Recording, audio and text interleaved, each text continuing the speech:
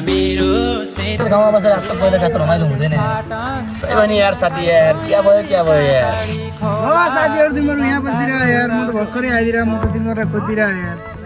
उही यो चम्पाको त राख्नु गएको छैन त्यो त कहिले आयो कहिले आयो भने गाउँमा साथीहरू तिमीहरूले भर्खरै थाहा म आज भर्खरै आएको यार आउने अघि चम्पा छोरा हामीले 20 रुपियाँ मेगासिट ल्याएर आएछ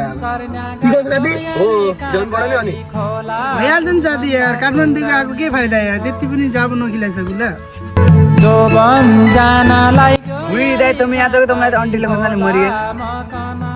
भाइ यार त सही टाइममा यार तँलाई मेगासिरी मगाउँदै यार लिएर आउन जान यार नाइ दाइ यार त्यो दोकानको ल्याङ गर्दैन यार मम्मीले हुन्छ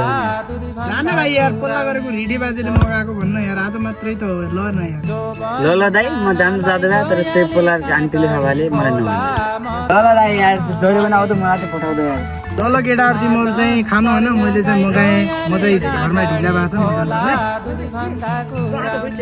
परदेखि काठमाडौँदेखि आउँदा 20 रुपियाँ मेगासिट खानु ठुला कुराको त देखियो भने 20 रुपियाँ मेगासिट ठुलो भएको त के हो जहिले पनि आउँदा यसैको त यो है भने यार नाटक कसरी देखाउँदा लास्टै